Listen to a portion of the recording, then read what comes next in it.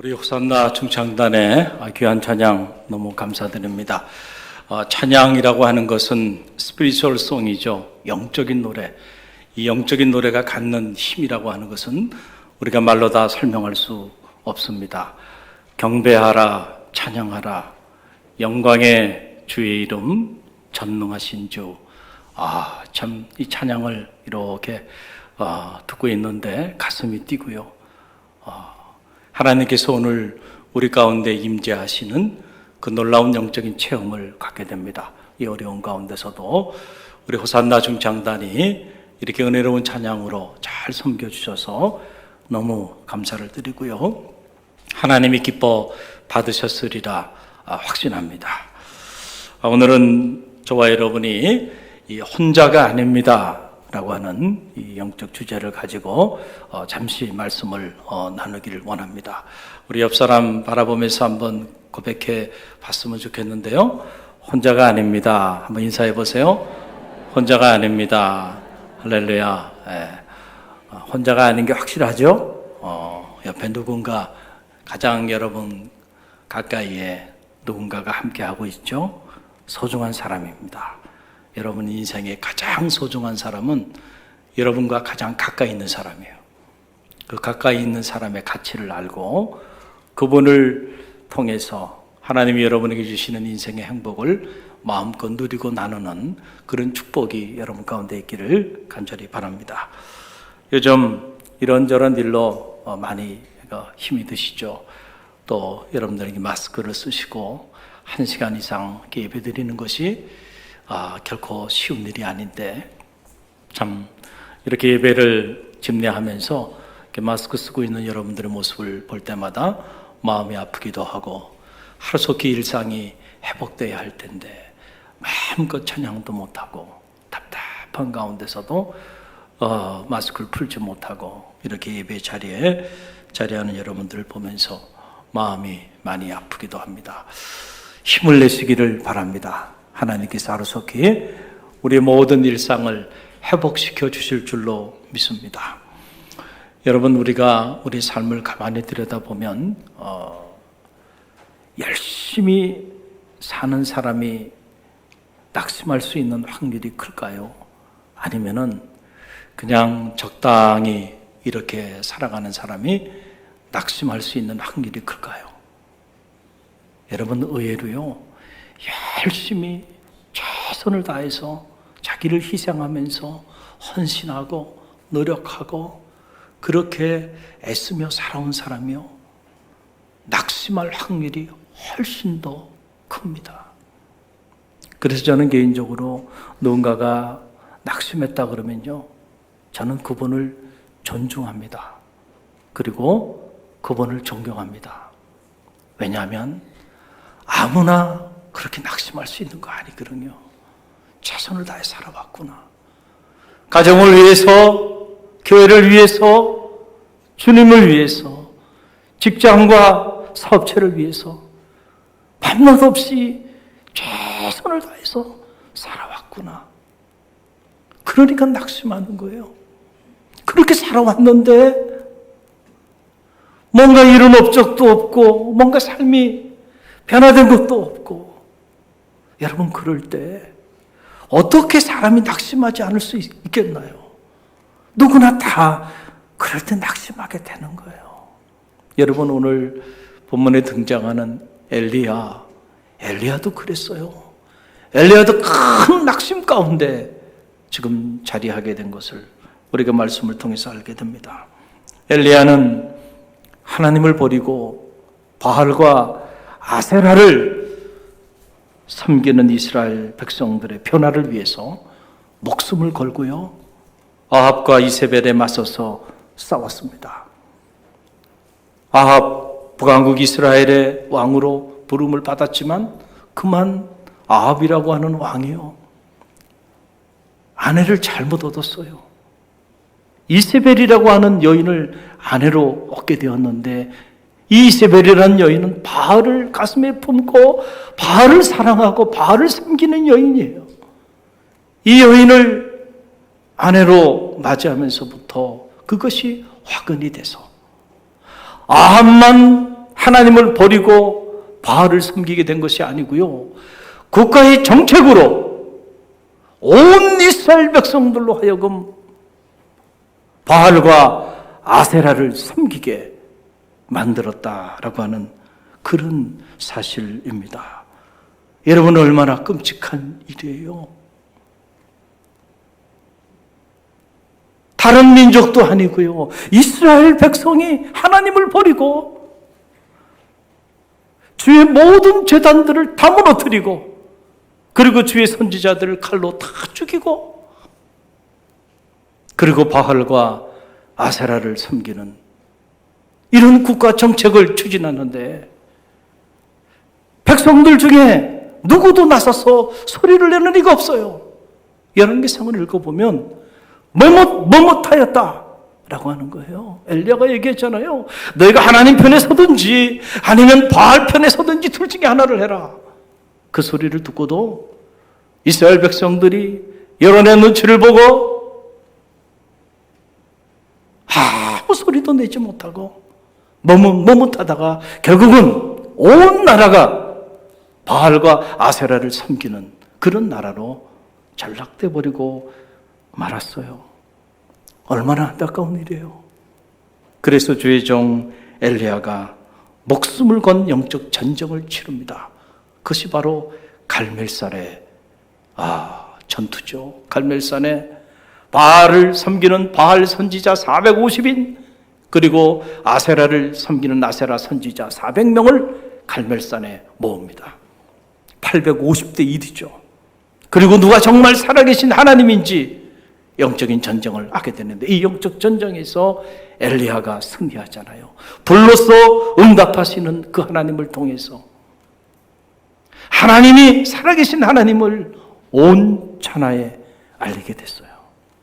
그리고 3년 6개월 동안 피 한 방울 오지 않은 그 죽음의 땅에 엘리야가 큰 비의 역사를 이루는 그런 능력과 기적도 하나님의 이름으로 행하게 됩니다. 자, 여러분, 이 정도 했으면 그러면 이제 백성들이 하나님께로 이제는 돌아와야 되지 않을까요?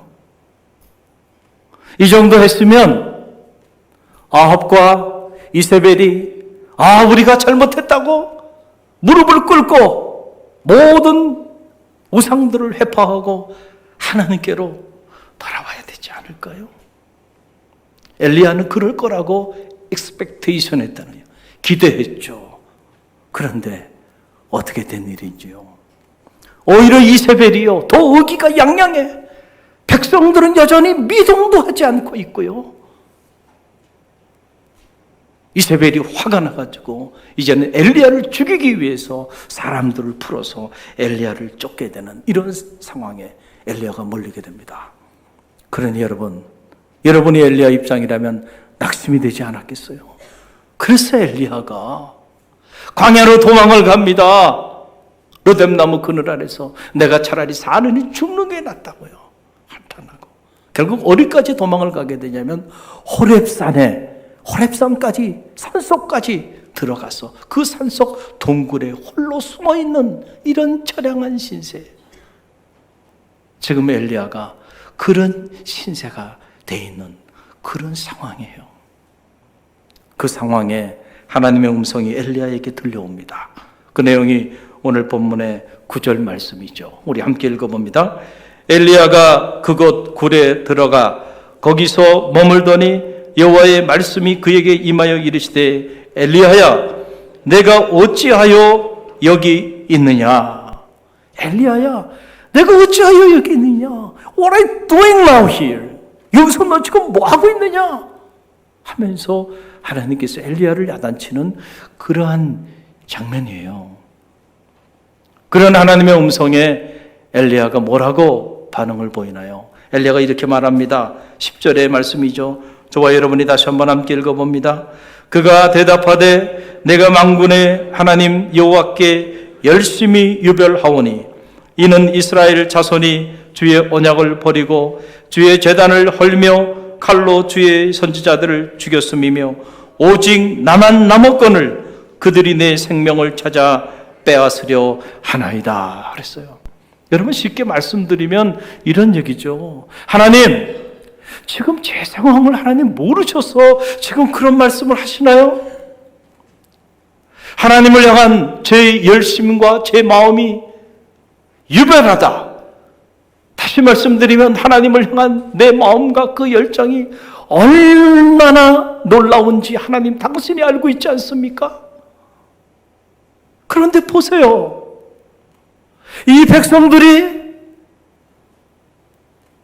하나님의 선지자들을 다 칼로 쳐 죽이고 주님의 제단들을 전부 다 해파시켜 버리지 않았습니까? 그리고 아합과 이세벨이 추진하는 국가의 정책으로 추진하고 있는 이 바알과 아세라를 섬기는 이 안타까운 우상을 섬기는 나라로 만들어가는 이 정책에 누구 하나 소리를 내는 이도 없지 않습니까? 제가 목숨을 걸고 이 문제를 가지고 갈멜산에서 그렇게 목숨을 걸고 싸우지 않았습니까? 그런데 아무도 저와 함께하는 이가 없고 저와 함께 이 문제를 가지고 의논하거나 소리를 내는 이도 없고요. 저 혼자 남았습니다. 이세벨이 오히려 사람을 풀어서 저를 죽이고자 쫓고 있습니다. 저 혼자 남았는데 저까지 죽이고자 지금 사람들을 풀어서 쫓고 있는 상황이에요. 하나님 제 상황을 모르세요. 제가 왜 이 호렙산 동굴 속에 들어와서 홀로 이렇게 숨어 있는지 이제 아시겠어요? 라고 하는 그런 얘기죠. 참 엘리야의 마음을 충분히 이해가 돼요. 얼마나 낙심이 됐을까? 얼마나 절망스러웠을까? 라고 하는 그런 사실입니다. 여러분, 우리가 이렇게 인생을 살다 보면 좋은 일도 있지만 정말로 어떨 때는 너무너무 힘든 일 만날 때가 있죠. 그럴 때가 있잖아요. 그런데 정말 힘들고 어려울 때 이렇게 보면요, 힘들고 어려운 그 문제 때문에 힘들고 어렵다기보다는 그것보다 더 우리를 가슴 아프게 하고 우리를 고통스럽게 만드는 건요, 다른 게 아니에요. 내가 정말로 힘들고 어려운 가운데 있을 때 내 곁에 있었던 사람들이 하나 둘씩 내 곁을 떠나는 거예요. 그리고 나만 홀로 남게 되는 거예요. 여러분, 그 상실감이요, 그게 얼마나 가슴에 피멍들게 하는 건지 몰라요. 우리가 뭔가 계획했던 일들, 이런 일들이 잘 되어가서 뭔가 내가 승승장구하면요, 평소에 연락도 하지 않은 친구들이 연락도 하고요, 아는 척도 하고, 같이 커피도 마시자 그러고 식사도 같이 하자 그러고요, 사람들이 모여들어요. 그런데 내가 계획하고 추진한 일들이 다 무너지기 시작하면서 내가 내 자신을 봐도 내 삶이 너무 초라하고 그런 어려운 삶에 처해지게 되면요, 평소에 곁에 있었던 사람들도요, 하나 둘씩 등을 돌리고요, 곁을 떠나게 되는 거야. 여러분, 그것이 고통스럽고 그것이 정말로 우리를 힘들게 하는 거죠. 그래서 철학자들은 이런 상황을 소외라고 하는 말로 표현했어요. 소외. 친구로부터의 소외, 직장 동료로부터의 소외, 사랑하는 지인들로부터의 소외, 결국은 이 사회로부터의 소외, 철저하게 버려지는 거예요. 여러분, 그렇게 소외를 경험할 때요, 심리학자들이 흔히 말하는 대인 기피증이라고 하는 건요, 그냥 생기는 게 아니고요, 그럴 때 생기는 거예요. 누구도 나를 인정해 주지 않고, 누구도 나와 함께 하지 않고, 누구도 내 소리의 가치를 인정해 주지 않는데, 그리고 다 손가락질을 하고 내 곁을 떠나는데, 사람 만나고 싶나요? 사람을 만나면 상처만 받는 거예요. 나만 초라해지는 거예요. 만나고 싶지 않은 거예요. 사람이 사람을 만나는 걸 두려워하고 사람이 사람을 만나는 걸 기피하는 이런 끔찍한 상황까지 던져지게 되는 거예요. 철저하게 버려지는 거죠. 여러분, 그럴 때 극단적인 선택을 하기도 하는 거예요. 사람들이 왜 자살하겠어요? 여러분, 우리는 누구나 다 살고 싶어 하죠. 생존에 대한 본능이 우리 안에 다 있기 때문에 그래요. 그런데 스스로 목숨을 끊겠어요? 그런 상황에 자리하게 되니까 여러분, 사는 것보단 차라리 죽는 게 낫겠다 판단을 하는 거예요. 지금 어떻게 보면 엘리야가 이런 상황에 지금 자리하고 있는 거예요. 아무도 나와 함께 하는 이가 없고, 아무도 나와 함께 소리내는 이도 없고요. 나 혼자 남은 거예요. 나 혼자 던져졌는데 그것도 죽이고자 사람들이 쫓고 있는 그러한 상황이에요. 그러니 얼마나 절망스러웠을까, 얼마나 낙심을 하고 또 낙심을 했겠는가라고 하는 거예요. 이런 상황에 던져 있는 엘리야에게 하나님의 음성이 들려옵니다. 결론 말씀만 여러분에게 드리면 이렇습니다. 18절 말씀인데요, 우리 함께 읽어봅니다. 그러나 내가 이스라엘 가운데 7,000명을 남기리니 다 바알에게 무릎 꿇지 아니하고 다 바알에게 입맞추지 아니한 자니라. 아멘. 여러분, 엘리야는 사실 자기만 혼자 남았다고 생각했어요. 자기만 희생하고 자기만 죽을 고생을 하면서 그렇게 자기만 홀로 생존하고 있다고 그렇게 생각을 하면서 좌절하고 낙심했는데 하나님의 음성이 들려오는 거예요. 엘리야에게. 엘리야야, 아니야. 너만 혼자 남아있는 것이 아니고 너와 같은 생각을 가지고 너와 같은 뜻을 가지고 너와 같은 마음을 품고 있는 내가 남겨놓은 사람이 무려 7,000명이나 있어. 할렐루야. 엘리야는 몰랐던 거죠. 그러나 하나님이 거룩한 일을 위하여 남겨놓은 사람이 있었다는 거예요. 우리가 열왕기상을 쭉 읽어보면요, 그 7,000명이 있었던 게 아니에요. 열왕기상 18장 4절에 보게 되면 아합과 이세벨이 이제 바알과 아셀의 정책을 쓰면서 하나님의 제단을 다 무너뜨리고 항거하는 모든 이들을 다 잡아 죽이고, 그럴 때 오바데라고 하는 선지자가 몰래, 지금으로 말하면 신학생들이죠. 4세대 목회자가 될 사람들이에요. 주의종이 될 사람들. 그 신학교 학교에 있는 젊은이들 100명, 그 100명을 한쪽에는 50명, 한쪽에는 50명, 그래서 두 군데 숨겨놓고 그들에게 양식을 공급하고 있었어요. 젊은이들이, 바알에 무릎 꿇지 않은 젊은이들이 100명이 지금 남아있어요. 그리고 훗날 엘리야의 후계자가 돼서 위대한 하나님의 역사를 이룰 엘리사 같은 인물이 아직 죽지 않고 살아있어요. 할렐루야. 그리고 하나님이 7,000명이나 바알과 아셀에 무릎 꿇지 않고 아합과 이세벨에 무릎 꿇지 않은 신실한 하나님의 사람들을 남겨주셨다라고 하는 그런 사실입니다.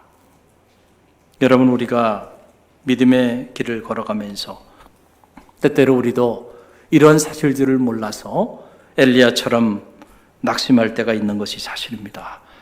참 열심히 살았어요. 최선을 다해서 가정을 섬겼어요. 교회를 섬기고 직장을 섬기고 그리고 사업체를 섬기고 살아왔는데 뭔가 변화되는 게 없는 거예요. 돌아보니까 뭔가 이런 것도 없는 거야. 내가 인생을 잘못 살아온 거 아닌가? 내가 괜히 이렇게 애쓰고 나만 혼자 이렇게 몸부림치며 살아왔네. 결과가 없으니까 말이죠. 수고한 것에 대한 열매가 보여야 되는데 열매가 보이지 않을 때 우리는 다 낙심하면서 해봐야 소용이 없어. 해봤잖아. 무슨 소용이 있어? 누가 알아주는 사람이 있어? 그렇게 한다고 뭔가 변화되는 게 있어? 달라지는 게 없잖아. 이렇게 생각하면서 여러분, 우리가 스스로 낙심하고 하던 모든 일들을 내려놓을 때가 있는 게 사실이에요. 그러나 여러분, 그때 꼭 두 가지를 기억하시길 바랍니다. 여러분이 그렇게 정말로 희생하고 헌신하고 땀 흘렸다고 한다면 결코 그것이 사라지지 않았음을 기억하시기를 바랍니다. 할렐루야. 여러분, 엘리야가 비록 혼자 남았다 생각했어요. 그럼에도 불구하고 그가 아합과 이세벨에 대하여 저항하면서 그렇게 나갔기 때문에 그 모습을 바라보고 그 숨었던 100명의 순전한 하나님의 사람들이, 그리고 엘리사 같은 하나님의 사람들이 그의 뒤를 이어서 하나님의 역사를 이루는 그런 동력이 나타나게 된 거 아닌가요? 그리고 이 지쳐있고 주저앉아 있는 이 엘리야에게 하나님이 찾아가셔서 새로운 사명을 주셨잖아요. 세 사람에게 기름을 부으라는 거예요. 그 한 사람이 바로 하사엘이라는 사람이고 또 한 사람이 예후라고 하는 사람이에요. 이 사람들에게 기름을 부어서 왕으로 세우라는 거예요. 훗날 그들이 지금 북왕국 이스라엘의 우상 숭배 정책을 추진하는 이 모든 사람들을 제거하는데 선봉장이 되는 그런 인물들이 됩니다.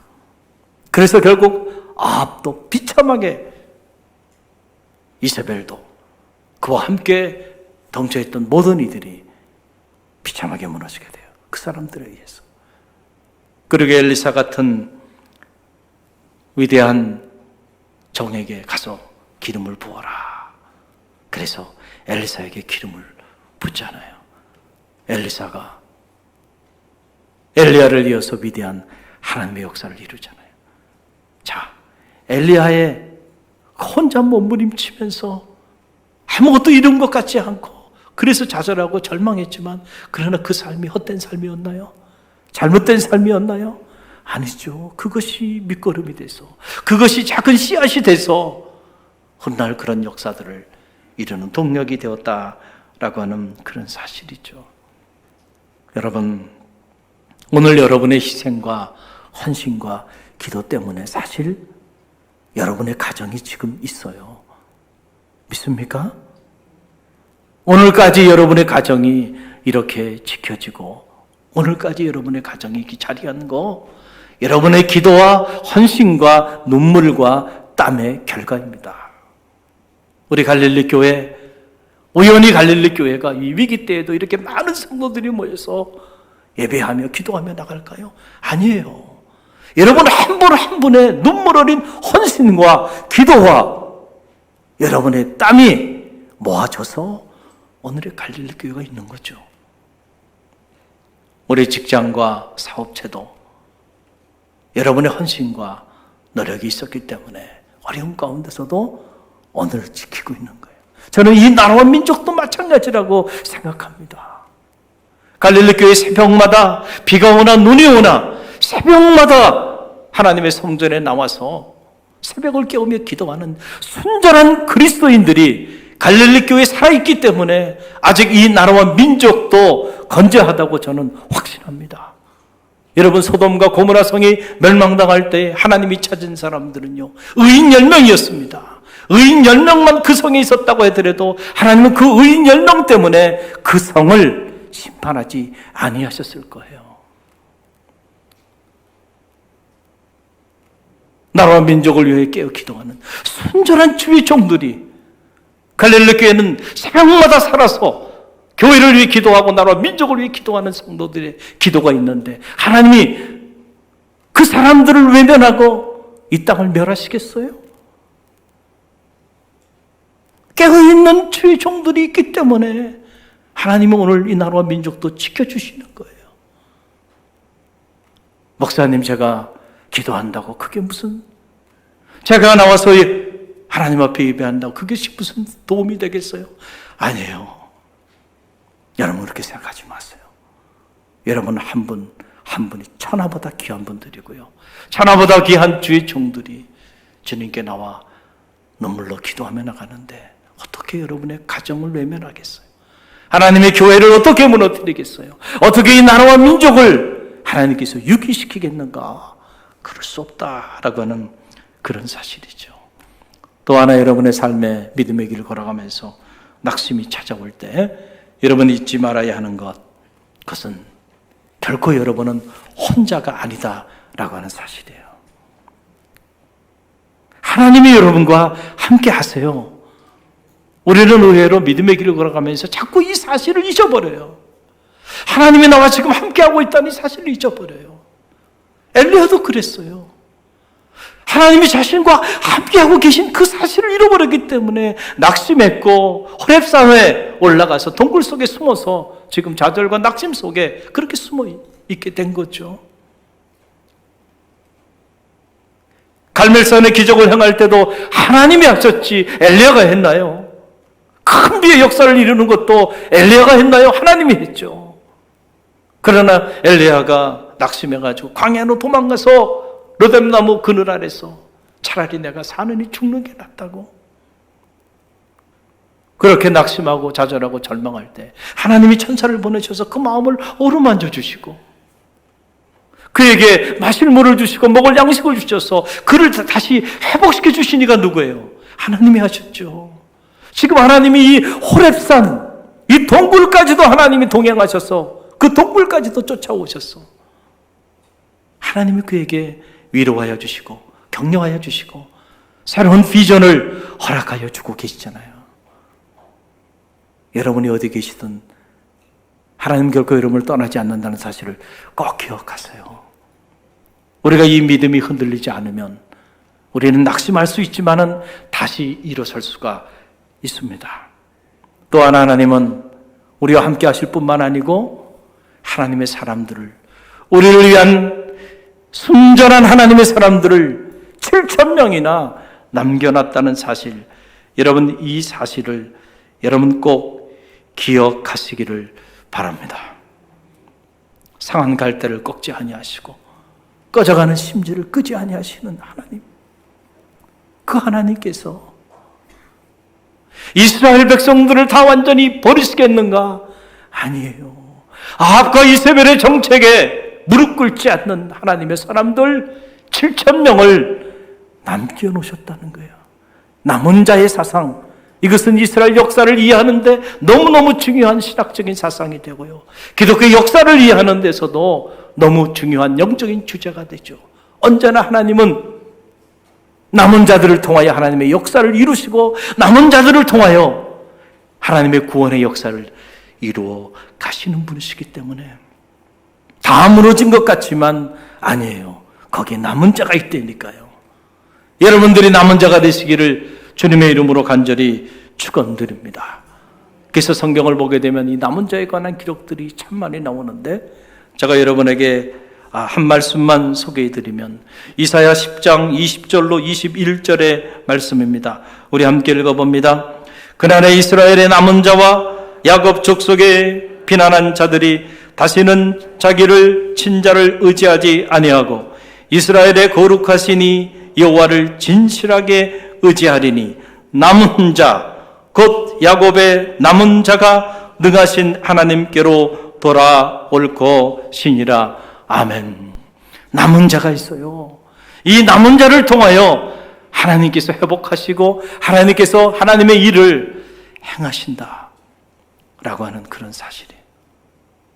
여러분 신약 성서를 보게 되면 이 남은 자에 관한 기록들이 많이 나오는데 특별히 요한계시록에 보게 되면 이 남은 자에 관한 놀라운 메시지들이 요한계시록 안에 자리하고 있는 걸 보게 돼요. 우리는 요한계시록 그러면 왠지 요한계시록은 부담스러운 말씀이고 요한계시록은 우리가 쉽게 묵상할 수 있는 말씀이 아니라는 생각이 있어요. 그래서 그런지 많은 목회자들이 요한계시록을 가르치지도 않았고 성도들이 요한계시록을 묵상하지도 않았어요. 그러다 보니까 대한민국에 있는 수많은 사이비 이단 단체들이 요한계시록을 교과서로 삼아서 말도 되지 않는 엉뚱한 허무맹랑한 비유풀이를 통해서 사이비 이단 단체들을 양산해 왔어요.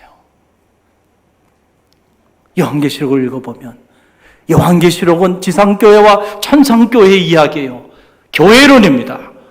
하나님께서 지상교회, 소아시아 7교회, 지상교회를 대표하는 소아시아 7교회죠. 그 소아시아 7교회가 천상교회의 관계 속에서 어떻게 새하늘과 새 땅을 이루어 가시는가, 마지막 때에 하나님께서 어떻게 하나님의 나라를 이루어 가시고 하나님의 구원의 역사를 남은 자, 이긴 자, 주의 말씀을 끝까지 지키고 주의 이름을 배반하지 않은 성도들을 통하여 하나님이 어떻게 위대한 영광의 역사를 이루어 가시는지 그 놀라운 비밀들이 요한계시록 안에 한편의 영화처럼 감동적으로 펼쳐져 있다는 거예요. 여러분이 요한계시록에 대해서 알고 싶으면 제가 올해 초 한 4개월에 걸쳐서 국민일보의 전면 기사로 요한계시록의 교회론을 연재하면서 한국교회 요한계시록을 이렇게 읽어야 한다 제가 알렸어요. 갈릴리교회 성도님들이 꼭 보시기를 바랍니다. 할렐루야. 그리고 최근에 신학이 있는 영성마을 TV를 통해서 요한계시록을 어떻게 읽어야 하는지 짧은 영상을 통해서 또 소리를 냈어요. 여러분들이 꼭 들어보세요. 요한계시록을 어떻게 읽어야 하는지. 이 요한계시록 보게 되면 누가 남은 자입니까? 다른 사람이 남은 자가 아니에요. 끝까지 말씀을 지킨 자가 남은 자가 됩니다. 마지막 때가 되면은요, 세상의 권력자들과 이세벨 같은 이런 여인들이 등장해가지고 우리를 미혹하고, 그래서 우리가 말씀대로 살지 못하게 말씀을 빼앗아가고요. 그리고 주의 이름을 배반하게 만들어 간다는 거죠. 마지막 때에 일어날 일들이에요. 이런 일들이. 그때 끝까지 여호와의 말씀을 지키고 주의 이름을 배반하지 않은 자들, 그들이 바로 남은 자가 되고, 하나님은 그 남은 자들을 통하여 새 하늘과 새 땅의 역사를 이루어 가신다라고 하는 그런 사실이에요. 그것이 바로 요한계시록이 오늘 우리에게 던져주는 놀라운 그런 생명의 말씀이죠. 여러분, 영적으로 보면 지금 한국 사회는 정말로 소돔과 고모라가 되어가고 있습니다. 코로나보다 더 무서운 것은 영적인 타락이에요. 한순간에, 여러분, 세상이 바꾸는 것은 한순간입니다. 아합과 이세벨이 등극하기 시작하니 한순간에 하나님의 백성들이 다 바알과 아세라를 섬기게 됐잖아요. 한순간이에요. 한순간에 헌법의 가치도 기독교적인 영적인 가치도 다 폐기처분돼 버리는 이런 무서운 악법들이 제정될 수 있어요. 정신 차려야 합니다. 그리고 여러분, 얼마나 많은 사이비 이단, 사교단체들이, 거짓 선지자들이 달콤한 말로 이 땅의 성도들을 미혹하고 얼마나 잘못된 길로 많은 이들을 이끌어 가고 있나요? 그 모습을 보면 때로는 잠이 오지 않아요. 너무너무 안타깝고 너무너무 가슴이 무너지고 또 무너지는 거예요. 그래서 제가 신학자로서, 그리고 교회를 사랑하는 목회자로서 이 신학 있는 영성마을 TV를 만들어서 어떻게 보면 광야에 외치는 소리처럼 소리를 내기 시작한 거예요. 그랬더니 제가 놀라운 사실을 한 주간 보내면서 깨달았어요. 저도 알지 못했던 많은 이들이 격려의 문자를 보내고 연락을 해오는 모습을 보면서 용기를 갖게 됐어요. 그리고 아직 한국교회는 죽지 않았고 한국 사회는 희망이 있다라는 사실을 깨닫게 됐어요. 특별히 평신도 장로님들이 뜨거운 지지를 하시면서 중보하고 기도하겠다고 그렇게 격려의 메시지들을 많이 보내주셨어요. 용기가 났어요. 잠을 자지 않고 시간을 줄여가면서 영상을 만들어서 소리를 냈는데, 그래도 하나님께서 하나님의 교회를 사랑하고 주의 말씀을 사랑하고 그리고 영적으로 깨어있는 남은 자들을 하나님께서 이 땅에 두셨구나, 이런 생각을 하게. 특별히 제 마음에 어떤 생각이 드냐, 이런 생각이 들어요. 목회자들이 평신도만큼만 순전하고, 목회자들이 평신도만큼만 하나님의 말씀을 사랑하고 하나님의 교회를 사랑하고 하나님을 사랑할 수만 있다고 한다면 세상이 달라질 수 있을 텐데, 역시 평신도들이 순수하고 역시 평신도들이 아직은 살아있구나, 이런 생각을 갖게 되면서 목회자인 제 자신을 다시 한번 돌아볼 수 있는 그런 영적인 기회들이 되었습니다. 저도 주의 길을 걸어가면서 이 한국 사회와 한국 교회를 보면서 때로 낙심하고 또 낙심할 때가 많이 있었어요. 어떨 때는 정말 모든 걸 다 내려놓고 싶은 그럴 때도 사실 제 안에 있었던 것도 사실입니다. 그러나 그때마다 하나님께서 마음을 위로해 주시고 또 위로해 주셔서 오늘 이 자리에서 여러분에게 말씀을 대언하고 있어요. 주변을 돌아보니까 의외로 남은 자들이 있더라는 거예요. 하나님께서 남겨둔 자들이 있어요. 그들을 통해서 하나님은 하나님의 일을 지금도 행하고 계시다라고 하는 그런 사실이에요. 저는 바라기는 여러분 모두가 우리 갈릴리교회 모든 성도들이 이 마지막 때에 남은 자들이 되시기를 주님의 이름으로 간절히 축원드립니다. 영적으로 깨어있는 살아있는 주의 말씀을 끝까지 지키고 주의 이름을 결코 배반하지 않는 그런 남은 자들이 되시기를 간절히 바랍니다. 소아시아 7교회를 보면 하나님의 책망을, 주님의 책망을 많이 받았는데 그 중에 특별히 빌라델피아 교회를 보게 되면 빌라델피아 교회는 적은 능력을 가졌지만은 그러나 그들이 주의 말씀을 끝까지 지키고 주의 이름을 배반하지 않은 남은 자들이 되었다. 성서는 그렇게 기록하고 있어요. 이 빌라델피아 교우들처럼 여러분들이 남은 자가 돼서 마지막 때에 하나님의 새하늘과 새 땅의 축복을 누리는 은혜가 있기를 간절히 바랍니다. 혹시 이 아침에 엘리야처럼 여러분이 믿음의 길을 걸어가면서 이런저런 일로 큰 낙심이 돼서 이제는 나 혼자만 자리하고 있다고 생각하는 그런 분들이 이 자리에 있다고 한다면 오늘 말씀을 꼭 기억하세요. 여러분은 결코 혼자가 아닙니다.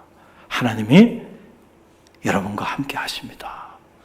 그리고 하나님이 여러분을 사랑하고 여러분을 지지하고 여러분을 응원하고 여러분을 위하여 눈물로 기도하는 중보의 기도자들이에요. 아직 하나님께서 남겨놓으셨다는 사실을 꼭 기억하고요. 어떤 경우에도 무너지지 마시고 다시 일어서서 여러분의 삶의 자리 속에 작은 기도의 불씨들이 되시기를 간절히 바랍니다. 그럴 때 그 불씨 때문에 여러분의 가정도 살아나고 그 불씨 때문에 하나님의 교회도 살아나고 그 불씨 때문에 하나님의 이 나라와 민족을 지켜 인도하여 주실 줄로 믿습니다. 우리 함께 기도하며 나갑니다. 갈릴리 공동기도문 우리가 함께 우리의 마음을 담아서 하나님 앞에 기도하며 나갑니다. 우리 함께 기도합니다. 주님, 우리의 죄와 허물을 참회합니다. 하나님의 은혜와 사랑을 잃어버린 채 교만한 삶을 살아왔음을 회개합니다. 우리의 교만함을 낮추시고 회복의 은혜를 덧입혀 주옵소서. 주님, 코로나19의 재앙을 통하여 우리를 향한 하나님의 뜻이 무엇인지 분별하게 하소서. 코로나보다 더 무서운 우리의 시기와 질투와 분냄과 탐욕과 불신앙과 음욕과 거짓과 위선을 참회합니다. 용서하여 주옵소서. 주님, 우리를 긍휼히 여기셔서 이 땅의 치료와 회복의 은혜를 허락하여 주옵소서. 코로나19 바이러스로 인해 고통받는 환자들과 치료를 위해 불철주야 헌신하는 의료진들과 수많은 봉사자들에게 십자가의 보혈과 부활의 능력을 허락하여 주옵소서. 주님, 이 땅의 교회와 성도들이 다시금 첫사랑과 첫 믿음을 회복하게 하여 주옵소서.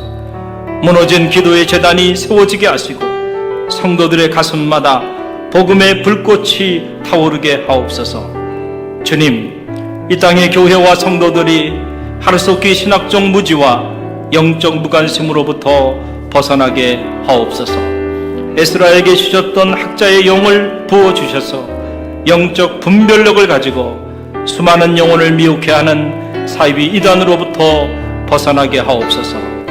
주님 피 흘리신 십자가 앞에 가장 낮은 자로 서게 하옵소서. 미움과 시기와 질투와 탐욕과 욕망의 옷을 찢고 참 사랑의 새 옷을 갈아입게 하소서. 주님, 무너진 가정과 직장과 사업체를 회복시켜 주옵소서. 하루속히 신명기의 축복이 회복되게 하옵소서. 주님, 불신과 밥 먹으러 갈라진 이 나라와 민족을 치유하여 주옵소서. 미움과 다툼과 비난과 증오와 분열의 영을 속히 제하여 주옵시고 성령의 기름 부음의 은혜를 덧입혀 주옵소서. 하루속히 백두에서 한라까지 그리스도의 푸르른 계절이 오게 하옵소서.